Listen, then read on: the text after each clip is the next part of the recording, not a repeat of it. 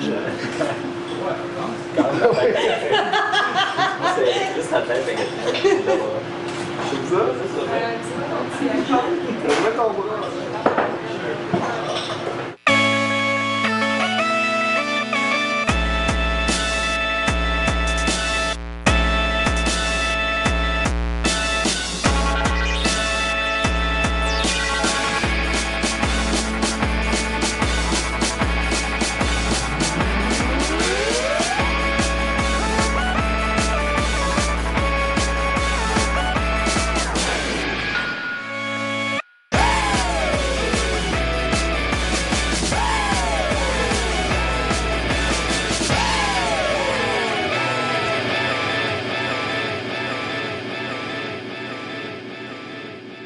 Salut, je m'appelle Catherine Pogonat. Cette semaine, Mange ta ville explose, implose, éclate en 1000 morceaux. Le fou copie l'artiste et l'artiste ressemble au fou, disait l'auteur André Malraux. L'art, c'est la goutte qui fait déborder le vase, le petit pois sous le matelas, le cheveu dans la soupe, le bâton dans les roues du train-train quotidien. Les artistes peuvent se mettre en boîte, faire des œuvres à la chaîne, mais c'est l'inclassable, l'indescriptible, le complètement fou qui passe à l'histoire. Ce qui bouscule, c'est le pop art, les dadaïstes, les vidéoclips de Spike Jonze, la fantaisie de Michel Gondry, le burlesque de Boris Vian, l'absurde de Ionesco, la grandeur de Robert Lepage, le cirque fou des 7 doigts de la main, l'architecture hallucinante de Gaudi. L'éclatement, c'est oser ce qu'on n'oserait jamais. C'est Jean-René Dufort déguisé en algue bleue, Bruno Blanchet dans son interprétation du Bug de l'an 2000, la discographie complète de Jean Leloup ou Francine Grimaldi pour l'ensemble de son œuvre. C'est faire la roue dans un champ de confettis par temps gris. Danser la Java déguisée en tigre dans les steppes mongoles, c'est vivre la semaine des 4 jeudis ou trouver enfin des poules qui ont des dents. Aujourd'hui, on va s'éclater avec un chef cuisinier assez rock merci, c'est Chuck Hughes. On va rencontrer un gars qui n'a pas peur de mélanger vodka, sandwich et poésie. C'est l'excentrique Louis 100S Moffett. En perfo, un groupe improbable qui voue un culte aux perruches. C'est Duchess 16 qui va jouer pour nous au marché Opus Saint-Michel. Et on commence l'émission avec l'ultime artiste éclaté et éclectique. C'est un gars qui se réinvente à chaque album, même à chaque chanson. C'est Beck qu'on va rencontrer dans les catacombes du Théâtre Saint-Denis.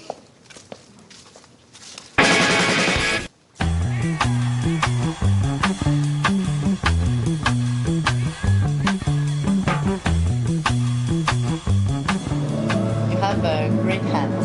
Thank you. Yes, Thank I you. love it. Oh, thanks. Yeah. When I was preparing the interview, I was trying to find a good word to qualify your music. Because you have been a folk singer, bluesman, disco queen, an electro rapper, sex crooner. How can you describe the Beck of Modern Guilt? Maybe there's something slightly, it's like there's an emptiness, but there's also like a something meditative, Yes. like you've gotten rid of all the things you don't need in your life, and then you're left with the like the essential, you know? So it's like the essential Beck. Yeah, maybe. In a way. Maybe.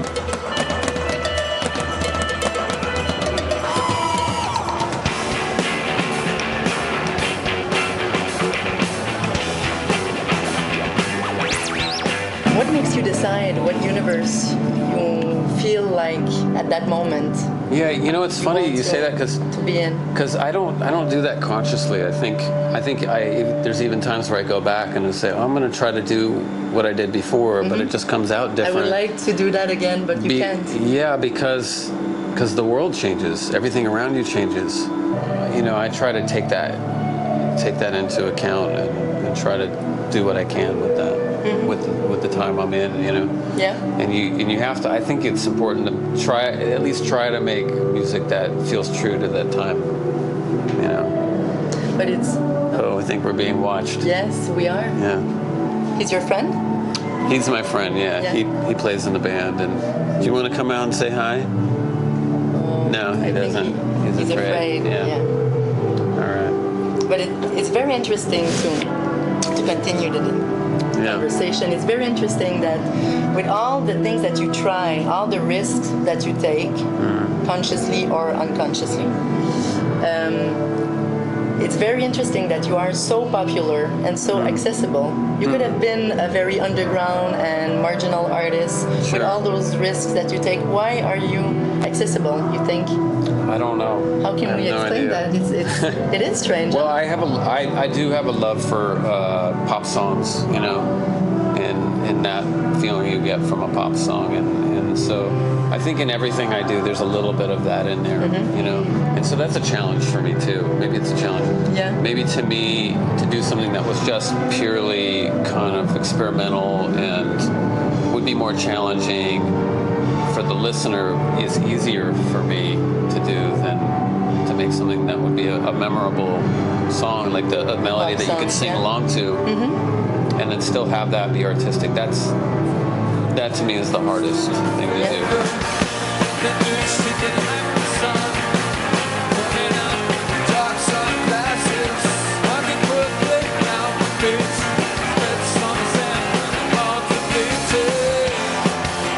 If I could, I would make films, you know. You would? Oh yeah, definitely, yeah. I would like to see Vex's vision of cinema. I've mostly worked in the video medium, so it's a lot of edits, a lot of images. But I it's like short. the idea, you know. Like when I was 14, Jim Jarmusch came out with his early films. When I was, 14, 15, and those I loved the pace of those movies. They really made you just stop. Yeah. You know? I think you know what I mean. I think we're overstimulated. And so I we're think, not in an era that of a slow pace. No, I know. Not at And all. I think we need something that gives us that slow pace, you know. And we need to relearn that, you know. Thank you, Beck. You have All to go, right. I think. Okay. Yeah, people are moving. Good. What's he doing? Oh, he's there he leaving goes. without you. He is. You know, he's hard to read. Very, very hard Yeah, to read. yeah. I will let you go in your own All world. right. Okay. Bye, All right. Beck. Take care. You too. Bye. See you later.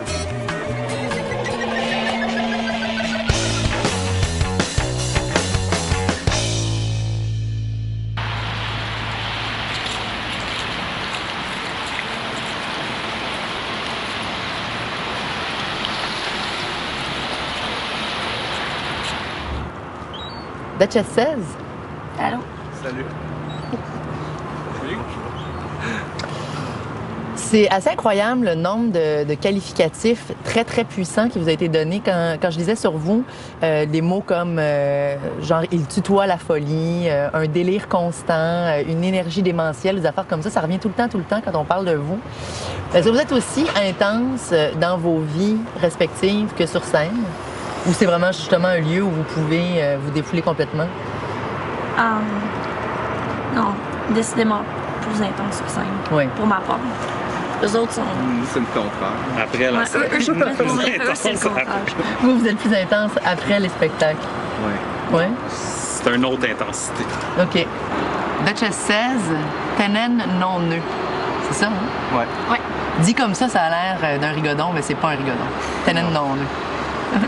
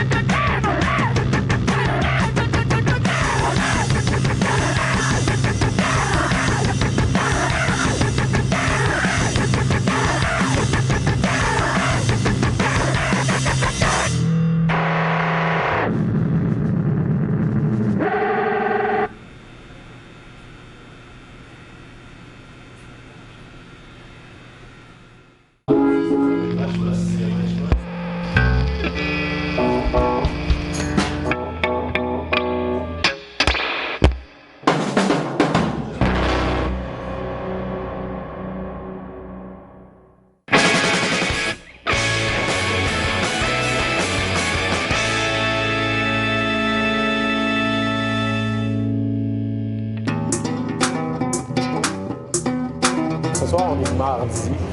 C'est pas une soirée où on s'attendrait vraiment à s'éclater, à faire la tournée des shows puis avoir plein de choses. Et pourtant, on a un choix assez vaste ce soir, là, des shows de tous les genres. C'est pas mal comme ça à chaque soir à Montréal. On est à la Salle Arrossa, on vient voir Bad Flirt. Ce soir, ils lancent leur premier album qui s'appelle Virgin Talk.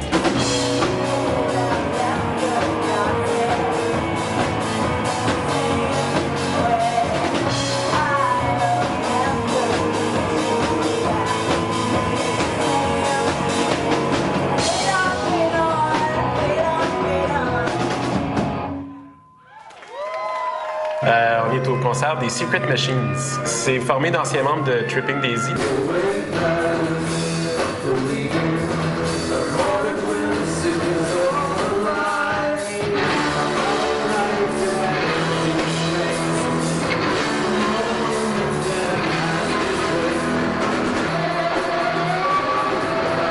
Ouais, mais c'est un bel exemple de band qui vaut la peine de voir sur scène plutôt que de se fier à ce qu'on entend sur disque. C'est beaucoup plus énergique, beaucoup plus fort. On aimerait ça finalement que leur disque sonne comme leur spectacle. On va voir Charlotte Cornfield, une fille qui porte bien son nom, c'est du folk.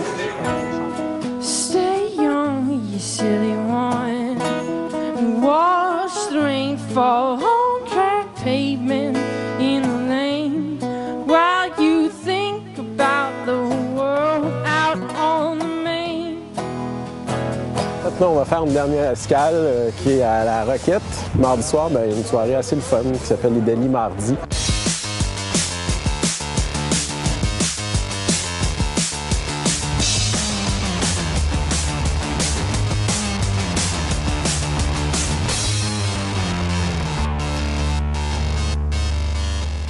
Pour découvrir un paquet d'autres nouveaux artistes musicaux avant tout le monde, rendez-vous sur le site de Hype Machine.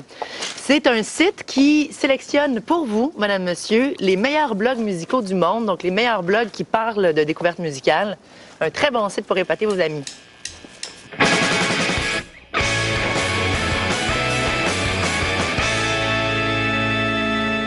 Louis Moffett aime dire qu'il est le détaché de presse du Théâtre du Nouveau Monde. Il ne sait pas écrire sur un clavier, il parle pas anglais, il arrive au bureau à midi, il est excessif, il est intense. C'est aussi le fils de Guy Moffett, animateur qui a marqué la radio de Radio-Canada par ses fameux cabarets du soir qui penche. Louis Moffett a créé un spectacle happening qui s'appelle Poésie, Sandwich et autres soirs qui penchent, qui est un joyeux bordel de mots, une espèce de tsunami d'amour où l'absurde, le romantisme et le trash se côtoient dans la joie et l'allégresse.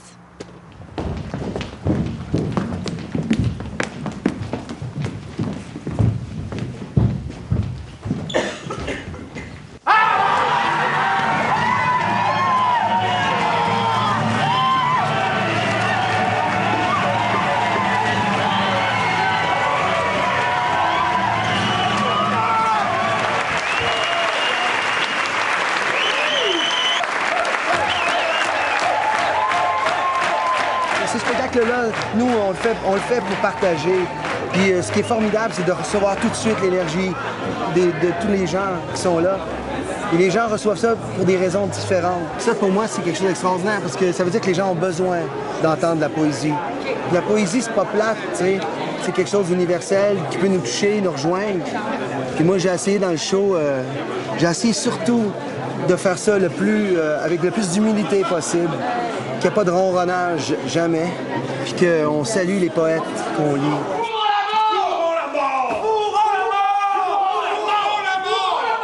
Fourrons la mort de Geneviève Desrosiers. Je danse de Jean-Paul Daoust.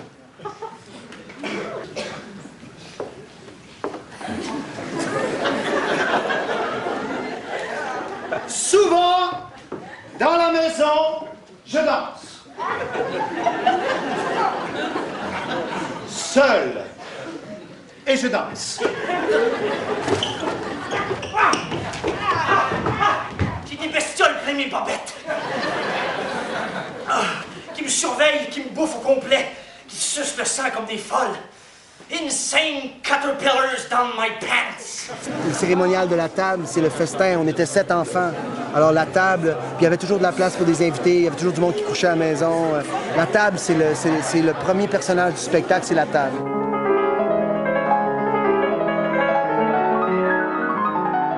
Je t'écris pour te dire que je t'aime, que tout finira dans tes bras amarrés, que je t'attends dans la saison de nous deux. C'est les bons côtés de l'enfance et les côtés plus sombres de l'enfance. Parce que moi, mon père m'a toujours donné, ça et ma mère, beaucoup ma mère, d'ouvrir le plus possible à toutes sortes. Goûter le plus possible, goûter à toutes sortes d'affaires, sentir toutes sortes de parfums. Alors dans ce show-là, c'est ça. Il y a plein de paradoxes, plein de contradictions. Il y a des poèmes qui ne devraient pas aller ensemble. Quand mon père est mort, j'ai eu vraiment un réveil, un flash. Je suis pas ésotérique, là, mais quand il est mort, il sait pas, j'ai eu un buzz. Puis j'ai dit, OK, je vais faire un show, moi, pour lui dire bonjour, parce que j'étais en conflit avec lui, j'étais un bagarreur avec mon père. Je crois que... Poème de Guy Moffett. Enfant, je suis fait en arbre de Noël, en regard de corbillard, en rouge vibrant d'une voiture d'incendie, en passage à niveau d'un train, locomotive en tête, roue alignée, en fête de la reine ou de dollars, en feu d'artifice, en vacances d'été, en hurlement d'une sirène, de tout ce dont mon cœur étouffe. Je crois que je suis fait, on m'en veut de sur le plat, on m'en veut de la vague sur le flanc de l'esquif, en nulle part, en ailleurs, en plus jamais, en boulevard, en Bucking Green. Bref, je crois que je suis fait.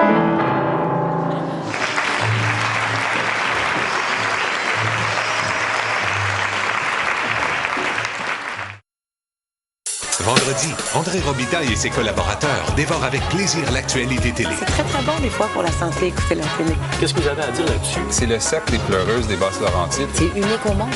J'ai avoué mon amour pour Occupation Double. C'est la télé de mon oncle. J'ai de la testostérone en moi. J'ai peur. Ça m'irrite profondément. J'en étais sûr. L'émission est superbement bien faite. Moi, je trouve que c'est de la télé-réalité de croissance personnelle. C'est juste la TV, les vendredis 21h sur RTV.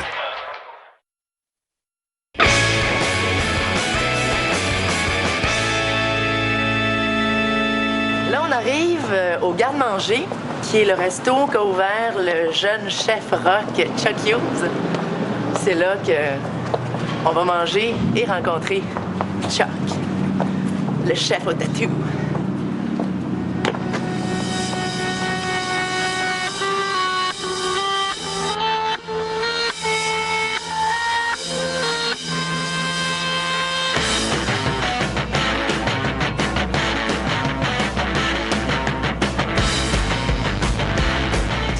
Allô? On est dans ton resto. Oui. Qui, apparemment, je pense que quand tu as trouvé la place ici, c'était une dompe, hein? C'est ça? C'était vraiment magané. Vous avez tout retapé? On a tout retapé, on a tout recyclé, là, c'est vraiment ça. C'est ça? Vous avez récupéré plein de trucs qu'il y avait en déjà fait, l'ancien propriétaire avait comme 82 ans, 83 ans. Okay. Ça faisait 30 ans qu'il était aveugle. Donc, ça faisait une trentaine, je dirais une quarantaine d'années qu'il n'avait pas fait un tour en bas dans le sous-sol. Ouais. Puis c'était rempli de belles cochonneries. À la fois chic et garage. Ouais, c'est ça. C'est un petit peu ça ton esprit aussi, non? Non? Ouais, oui. Oui. Parce que tu le dis que tu es un peu comme le band de garage, la cuisine. Tu as déjà utilisé cette image-là que j'ai beaucoup aimée. Ça se fait. Ouais. J'aime comparer la musique aussi à la bouffe. Ou, c'est comme n'importe quoi. J'ai l'impression que des fois, la bouffe. C'est pas. On le fait tous les jours. Là, ouais. Puis, c'est pas carotte une carotte. Là, je le dis souvent, mais c'est vraiment. C'est ça. Là. C'est pas obligé de quelque chose de fancy, compliqué. Ben, je pense que c'est obligé nécessairement de refléter la personne. Qu'est-ce que tu as ici derrière? Des pommes grenades. Ça, c'est I love oysters. Oui. J'essaie de mettre les amours de ma vie. Tarte au citron. Ouais. Crevettes. Donc, c'est vrai que tu es comme le rocker des chaudrons? Ben là. Je sais pas. C'est vrai qu'être chef cuisinier aujourd'hui, c'est très, très, très à la mode. Là. Il y a des émissions de cuisine. 9 piastres de l'heure, 14 heures par jour. Mais c'est ça. Dans ma. C'est ça, mais on a cette image hyper glamour du chef cuisinier. Vous n'êtes pas vraiment les nouvelles rockstars. Tu sais, je fais de la dessert 2 fois par semaine. Ouais. Je lave des friteuses à longueur de journée. je l'attends. C'est ça, tout le monde me dit « Oh, chef, wow! » J'ai hâte. Ouais. C'est quand? Quand est-ce qu'on en profite, puis qu'on s'assoit, puis qu'on... Ouh, boisé. Quand est-ce? C'est quand? Je l'attends, honnêtement, là. C'est pas arrivé encore. Non, c'est ça. Il y a 35 émissions de cuisine. Il y a 36 On parle pas émissions de de vaisselle, cuisine. c'est vrai. Elle est où la vaisselle? Elle est où la vaisselle? En tout cas. On va finir là-dessus, Chuck. Elle est où la vaisselle? Je sais pas. Elle est propre. En tout cas, ici, Elle est propre.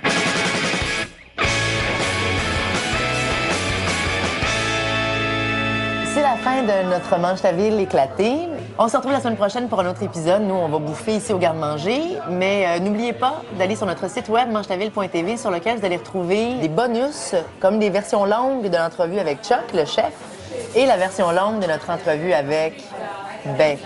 À la semaine prochaine. Ciao!